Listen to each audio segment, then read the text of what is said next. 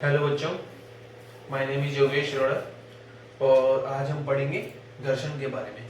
इससे पहले अपने एनएलएम भी पढ़ चुके 3 वीडियोस के अंदर। अब पढ़ते हैं अपन घर्षण के बारे में। देखिए घर्षण क्या है। घर्षण एक ऐसा बल है जो कि क्या अपेक्षित गति का, दो पिंडों के बीच में अपेक्षित गति का विरोध करता है। जब दो पिंडों के बीच में अपेक्षित गति होती है तो उसका विरोध करता है घर्षण। ठीक है, ये हमें ध्यान रखना है, विरोध करता है। अच्छा, और एक बात क्या, यह एक स्पर्शीय बल है। स्पर्शीय बल मतलब यह तब काम करता है जब दो चीजें किसमें होंगी, टच में होंगी, स्पर्श में होंगी। और एक काम क्या, यह एक असंरक्षी बल है। असंरक्षी बल कैसे, मतलब संरक्षी बल नहीं है, इसके द्वारा किए गए कार्य पथ पर भी निर्भर करता है। ठीक, ये चीजें हमें ध्यान रखनी है। अच्छा, कैसे काम करता है, क्या काम करता है, तो सुनो। जो घर्षण होता है वो प्रतिक्रिया बल के समानुपाती होता है। प्रतिक्रिया बल हमने कल पढ़ा है एनएलएम की वीडियो 3 के अंदर, एफबीडी वाले डायग्राम के अंदर। देखो, इस बॉडी पर इसके कारण इसके ऊपर किस तरफ काम करेगा प्रतिक्रिया बल, एन। और यदि मान लो ये इधर जा रहा है तो घर्षण किस तरफ काम करेगा, इधर। तो ये वाला घर्षण प्रतिक्रिया बल के क्या होता है, समानुपाती होता है। तो जब इस घर्षण के समानुपात को हटाएंगे तो यहाँ पर एक नियतांक आएगा एन, म्यू। इस म्यू को क्या बोलते हैं, इस म्यू को बोलते हैं अपन घर्षण गुणांक। क्या बोलते हैं अपन, घर्षण गुणांक। तो म्यू बराबर कितना आ गया बेटा, एफ बाय एन आ गया। इस बार एयरफोर्स सितंबर वाले में, सितंबर 2019 वाले में ये पूछा गया था कि इसका मात्रक क्या होता है। देखो बेटा, ये भी न्यूटन में, ये भी न्यूटन में, तो ये कैसा हो जाएगा बेटा, मात्रक हीन हो जाएगा। इसकी कोई विमा नहीं होगी, ना ही कोई मात्रक होगा। और एक बात, म्यू जो है वो न तो एफ न ही एन पर निर्भर करता है, मतलब म्यू दोनों पर ही निर्भर नहीं करता। तो किस पर निर्भर करता है, यह सतह की प्रकृति पर निर्भर करता है। मतलब कि सतह रफ है, सरफेस स्मूथ है, खुरदरा है, चिकना है, इन सब चीजों पर डिपेंड करता है। यह सतह की प्रकृति पर निर्भर करता है। ठीक है, तो ये 2-4 चीजें हमें याद रखनी है। हमें संरक्षी बल नहीं है, असंरक्षी बल है, स्पर्शीय बल है। घर्षण गुणांक का कोई मात्रक नहीं होता। घर्षण गुणांक का मैक्सिमम कहां से कहां तक हो सकता है, 0 से लेके 1 तक हो सकता है। ठीक है, चलिए नेक्स्ट क्या आता है आपके पास, नेक्स्ट आता है आपके पास घर्षण के प्रकार। तो घर्षण के प्रकार क्या है, देखो इधर, आइए चर्चा करते हैं घर्षण के प्रकार। तो 2 तरह का है, कौन कौन सा, पहला है स्थैतिक घर्षण। स्थैतिक घर्षण ये कब काम करेगा, जब पिंडों के बीच गति ना हो, जब पिंडों के बीच गति न हो। ठीक है, दूसरा कौन सा फ्रिक्शन होता है हमारे पास, गतिक घर्षण। गतिक घर्षण क्या होता है, जब पिंडों के बीच गति हो। ठीक है, तो इसका घर्षण गुणांक कौन सा हो गया, म्यू एस। और इसका घर्षण गुणांक कौन सा हो गया, म्यू के। एस मतलब स्टैटिक, के मतलब काइनेटिक। अच्छा, जनरली क्या होता है कि म्यू एस जो होता है वो बड़ा होता है किससे, म्यू के से। ठीक है, जब तक ना बोला जाए तब तक क्या याद रखना है कि म्यू एस बराबर है किसके, म्यू के। अच्छा, अब एक बात सुने, देखो आप अब बोलोगे सर आपने तो कहा था कि यह घर्षण तब काम करता है जब दो पिंडों की गति हो, अपेक्षित गति हो, यहाँ तो गति न हो बोल रहे हो आप। तो मतलब क्या बेटा कि मान लो जैसे कार एक खड़ी है, तो आपको खड़ी कार को भी तो जोर लगाना पड़ता है ना, ब्रेक ना लगे उसमें तो। क्यों, वो जोर किस कारण से लगाना पड़ रहा है, घर्षण के कारण। क्योंकि कार के टायर और जमीन के बीच में क्या है, घर्षण है। तो ये होगा स्थैतिक घर्षण। जब कार चल रही होगी तब आप धक्का लगाओगे, तो वो कौन सा, या जो कार चल रही होगी तब उनके बीच में जो घर्षण है वो कौन सा घर्षण है, गतिक घर्षण। तो इस तरह से 2 घर्षण अपने हैं, स्थैतिक घर्षण और गतिक घर्षण। अब एक घर्षण की बात बोली जाती है, अब एक और टाइप भी पढ़ाऊंगा आपको मैं। क्या बात बोली जाती, कि घर्षण स्वयं को व्यवस्थित कर सकता है। क्या मतलब है व्यवस्थित करने का? देखो, घर्षण स्वयं को व्यवस्थित कर सकता है, ठीक है। अच्छा, क्या मतलब है व्यवस्थित करने का? सुनो, देखो मान लो कि ये एक बॉडी है 5 किलो की, तो इसके नीचे mg कितना काम करेगा? m कितना है 5, g कितना है 10, तो mg कितना होगा बेटा 50 मीटर। इसके कारण इस पर प्रतिक्रिया बल कितना काम करेगा? n, ठीक है। यदि ये पिंड को इधर जाए v वेलोसिटी से, तो घर्षण किधर काम करेगा? इधर। कितना काम करेगा? Mu into n। म्यू कितना है बेटा? मान लेते हैं म्यू है 0.4, तो म्यू हो गया 0.4। ऊपर नहीं जा रहा, नीचे नहीं जा रहा, तो n बराबर कितना हो गया? mg कितना हो गया? 50। तो ये हो गया 50। कितना आएगा बेटा? ये 20 न्यूटन। अब फिर से देखो, mg लगा नीचे, n लगा ऊपर, ऊपर नीचे कहीं नहीं जा रहा, तो n बराबर क्या हो गया? mg। ऊपर का फोर्स बराबर नीचे का फोर्स, n बराबर mg हो गया। अच्छा, f बराबर क्या होता है? Mu n। म्यू कितना बेटा? 0.4 इंटू क्या है? 50, तो f कितना आ गया? 20 न्यूटन। ठीक, यहां तक समझ आया? बढ़िया। अब एक बात सुनो, यदि ये इधर जाएगा, यदि ये इधर जाएगा तो घर्षण इधर काम कर रहा है। अब सपोज करो मैं इसके ऊपर 10 न्यूटन का बल लगा रहा हूं, क्या ये चलेगा? नहीं चलेगा। जैसे कार पे आपने थोड़ा सा धक्का लगाया, कार चलेगी? नहीं चलेगी। तो ऐसे में मैं ये स्वयं को व्यवस्थित करता है। मतलब क्या कि जब 10 न्यूटन लगाया, तो ऐसे में क्या फ्रिक्शन के ऊपर 20 है क्या? नहीं, 20 नहीं है। 20 होता तो मैथमेटिक्स का या फिजिक्स का नियम कहता है कि जिधर बल ज्यादा उधर चली जाएगी बॉडी। तो यदि ये 20 होता तो फिर तो इधर से चली, मतलब कार को धक्का लगाया और कार पीछे आ गई। ऐसा तो कभी होता नहीं। तो इसका क्या मतलब है कि आपने 10 लगाया तो इसने भी खुद को क्या बना लिया? 10। 15 लगाया 15, 20 लगाया 20, 25 लगाया 20, क्योंकि 20 क्या है? इसकी मैक्सिमम वैल्यू है, इससे ज्यादा ये नहीं हो सकता है, ठीक है। तो स्वयं को व्यवस्थित करने मतलब कि आपने जो 10 लगाया तो इसने भी अपने हिसाब से, आपके हिसाब से अपने आप को 10 बना लिया। तो ये फिर 20 क्या है? इस 20 को हम क्या बोलते हैं? सीमांत घर्षण। सीमांत घर्षण क्या हुआ? सीमांत घर्षण हुआ स्थैतिक घर्षण का अधिकतम मान, ठीक है, जब तक पिंड विराम में रह सकता है या रोक सकता है, उस मान को हम क्या कहते हैं? सीमांत घर्षण कहते हैं। स्थैतिक घर्षण का अधिकतम मान जब तक पिंड रुका रह सकता है, उस मान को हम क्या कहते हैं? स्थैतिक घर्षण कहते हैं। तो ये 3 तरह का हमारे पास घर्षण है। चलिए नेक्स्ट क्या आता है बेटा हमारे पास? नेक्स्ट आता है हमारे पास घर्षण कोण। घर्षण कोण क्या है बेटा? सुनो, 2 कोण हैं जो हमें इस चैप्टर में याद रखने हैं। सबसे पहला आता है घर्षण कोण। घर्षण कोण क्या है? सुने, मान लो ये एक पिंड है, ठीक है, इसके नीचे mg काम कर रहा है नीचे की तरफ। कितना? mg, ठीक। अच्छा, तो इसमें mg छोड़ो, mg कोई काम नहीं है, एक बार हटाओ mg को। ऊपर की तरफ प्रतिक्रिया बल काम कर रहा है कितना? n। यदि इधर जाए तो घर्षण किधर काम करेगा? इधर। तो ये हो गया घर्षण। तो इन दोनों बलों का परिणामी कहाँ आएगा बेटा? ये आएगा, ये हो गया r। r क्या है? n व घर्षण का परिणामी, ठीक है। अच्छा, ये कोण कितना हो गया बेटा? थीटा। जब ये घर्षण है,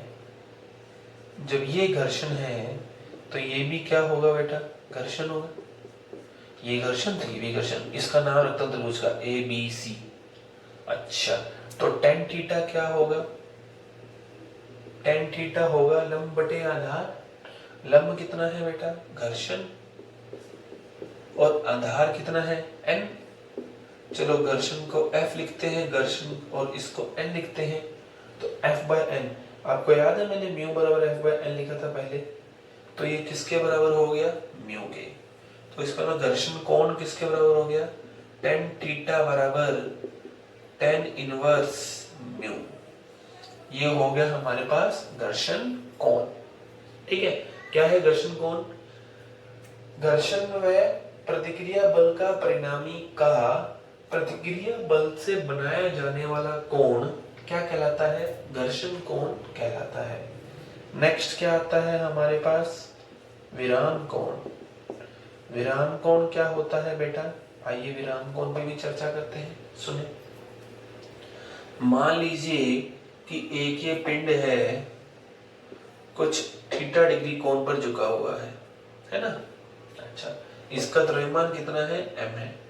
तो नीचे कौन, थीटा नहीं, इसका अल्फा लिख लेते हैं। तो नीचे कौन काम करेगा, mg। अब ये mg है तो ये अल्फा है, तो इधर कौन खींचेगा, mg cos अल्फा। अच्छा, अब सुनो, और इधर कौन लगेगा, mg sin अल्फा। और इन दोनों सतह के मध्य प्रतिक्रिया बल ऊपर है ना। अच्छा, अब सुनो विराम कोण क्या है। जैसे जैसे मैं इस एंगल को ज्यादा करते जाऊंगा, अभी तो रुका हुआ है, लेकिन एक एंगल ऐसा आएगा जिसपे नीचे आना स्टार्ट कर देगा, तो वह न्यूनतम कोण जिस पर पिंड खिसकना स्टार्ट कर दे या फिसलना स्टार्ट कर दे, फिसलना प्रारंभ कर दे, इस कोण को हम क्या कहते हैं, विराम कोण कहते हैं। वो न्यूनतम कोण, यही कह लो कि वो अधिकतम कोण जब तक रुका रह सकता है। अच्छा, जब ये इधर आएगा तो घर्षण किधर काम करेगा, इधर कितना, म्यू एन, ऊपर नीचे कहीं जा नहीं रहा, तो एन बराबर क्या होगा, mg cos अल्फा, क्योंकि ऊपर के बल बराबर नीचे के बल। ठीक है भैया, बढ़िया है, अच्छी बात है। अच्छा, अब सुने मेरी बात ध्यान से, क्या कह रहा मैं, देखो, ऊपर के बल बराबर नीचे के बल। अच्छा, यदि नहीं जा रहा तो इधर का बल कौन सा है, mg sin अल्फा, और इधर का बल कौन सा है, म्यू एन, दोनों बल बराबर होंगे ना, और n कितना है, mg cos अल्फा। तो यहां से m से m कट गया, g से g कट गया, तो tan अल्फा बराबर क्या आया, म्यू आया। और यहां देखो tan थीटा भी क्या था हमारे पास, म्यू, इसका मतलब अल्फा बराबर थीटा, ये बात हो गई। ठीक है, दूसरा क्या कि tan अल्फा बराबर tan थीटा बराबर म्यू। अब आपको याद हो तो म्यू की मैक्सिमम कितनी थी, 1, तो यदि म्यू की मैक्सिमम 1 है तो अल्फा की मैक्सिमम कितनी हो सकती है, 45 degree. This is the maximum value of mu. तो विराम कोण क्या है, वह अधिकतम कोण है जिसपे, यही कह लो कि वह अधिकतम कोण है जब तक ये पिंड इसके ऊपर रुका रहेगा। कितना होता है, tan अल्फा बराबर म्यू होता है। इन दोनों में संबंध क्या है, अल्फा बराबर थीटा। पूछा जाता है, अल्फा देके थीटा पूछ लेगा, थीटा देके अल्फा पूछ लेगा, या म्यू दे देगा और अल्फा पूछ लेगा, या मैक्सिमम पूछ लेगा। यही आपको याद रखना है। ठीक है, तो ये हो गया घर्षण कोण और विराम कोण। नेक्स्ट क्या आता है बेटा आपके पास, नेक्स्ट आता है, इसी के अंदर ही आगे चर्चा करते हैं हम। देखिए क्या आता है, सुने, नेक्स्ट आता है आपके पास, इसी के अंदर ही चलते हुए सुनो, नेक्स्ट आता है घर्षण में चलने से पूर्व तय की गई दूरी। क्या मतलब है, सुनो, देखो हुआ क्या कि एक ये पिंड है ना, u वेलोसिटी से जा रहा है, कोई बल काम नहीं कर रहा है इसके ऊपर, हवा का प्रतिरोध वगैरह सब जीरो है।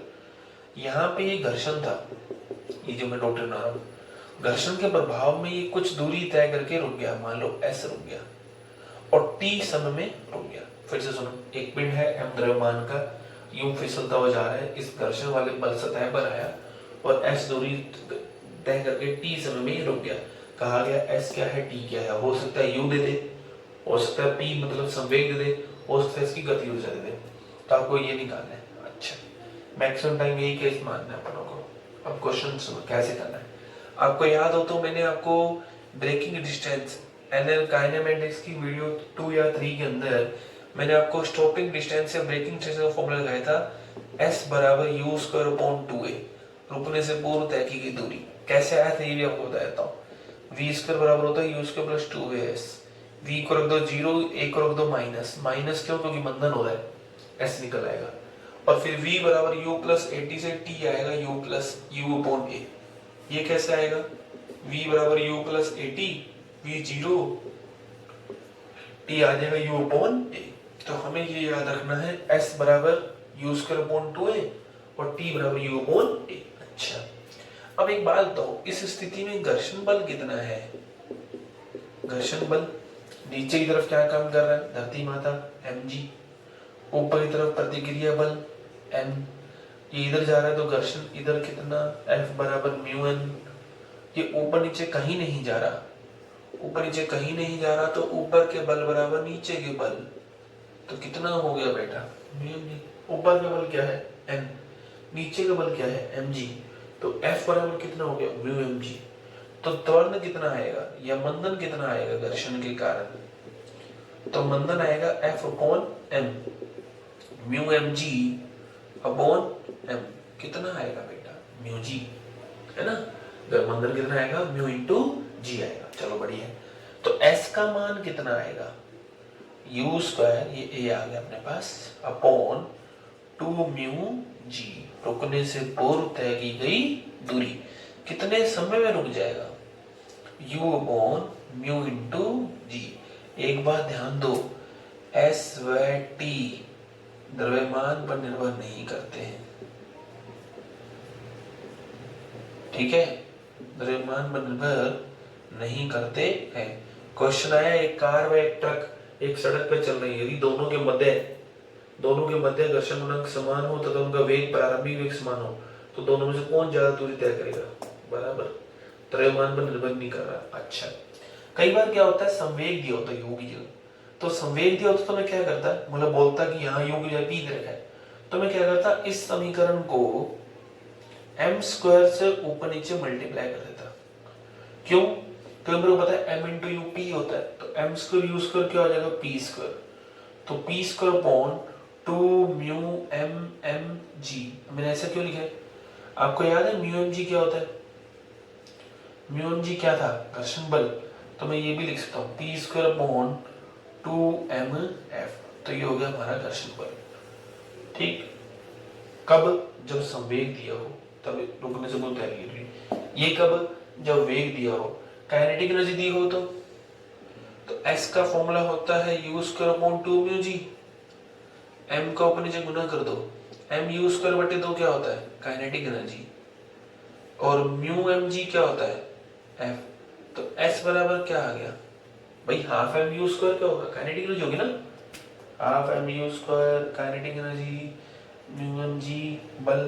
तो s का ये भी फॉर्मूला, ये भी फॉर्मूला, ये भी फॉर्मूला। फिलहाल आपको मैक्सिमम टाइम यही पूछे जाते हैं, तो आप इन दोनों को याद रखें। और इसके पोल्यूशन में भी क्वेश्चन है जो आगे चल के अपने पढ़ेंगे टक्करों में, ठीक है? तो s बराबर p स्क्वायर अपॉन 2mf, रुकने से पूर्व तय की दूरी u square upon 2 mu g, t मतलब रुकने में लगा समय u अपॉन म्यू g। और देखो ढंग से कोई भी दोनों में से फॉर्मूला द्रव्यमान पर निर्भर नहीं करता है। चलिए, तो ये आ गया हमारे पास घर्षण से पूर्व या रुकने से पूर्व तय की दूरी। अब एक क्वेश्चन और जो बड़ा फेमस है, क्या की चैन लटकी हुई है ना? अब देखो हो क्या, वो ऐसे कि चैन नीचे गिरना स्टार्ट हो रही है, लेकिन इन दोनों के बीच में घर्षण था, इन दोनों के बीच में घर्षण था। तो इसको नीचे गिरने से कौन रोक रहा था? घर्षण रोक रहा था भाई। ये नीचे गिर रही थी तो घर्षण रोक रहा था। एक समय ऐसा आया कि घर्षण इसको रोक लिया। तो इसमें हुआ क्या कि कुछ हिस्सा तो इसका नीचे रह गया और कुछ हिस्सा यहां रह गया। तो कहेगा n का मान ज्ञात करो कि n का मान क्या है।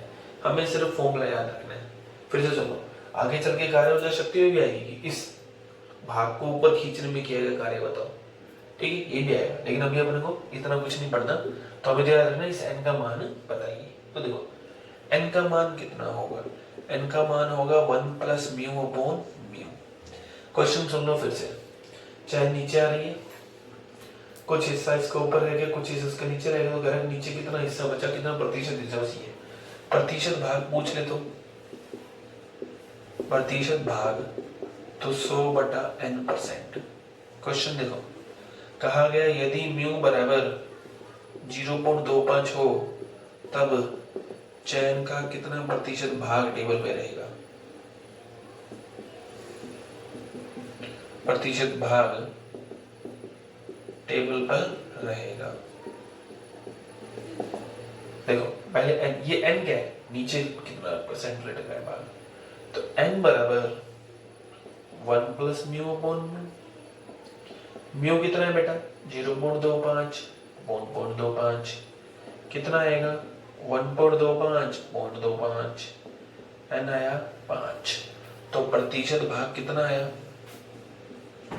प्रतिशत भाग आएगा 100/5 20%। ये वो भाग है जो यहाँ नीचे लटका हुआ है। तो टेबल पर कितना रहेगा 20% तो हुआ है ना, तो टेबल पर कितना रहेगा, टेबल पर रहेगा 100 माइनस 20 80%। एन की अब कोई भी वैल्यू दे दो, आप रखते चल जाओ, खेल है। तो आपको एन का फॉर्मूला रखना है 1 प्लस म्यू अपॉन म्यू। ठीक है, चलिए तो आज के लिए इस वीडियो के अंदर इतना ही। नेक्स्ट हम क्या पढ़ेंगे, नेक्स्ट हम पढ़ेंगे इस वीडियो के अंदर ही अगले पार्ट में घर्षण के क्या, घर्षण के कारण जो कार के मोड़ होते हैं उसकी अधिकतम सुरक्षित चाल क्या हो सकती है। तब तक के लिए thank you, have a nice day, पढ़ते रहिए।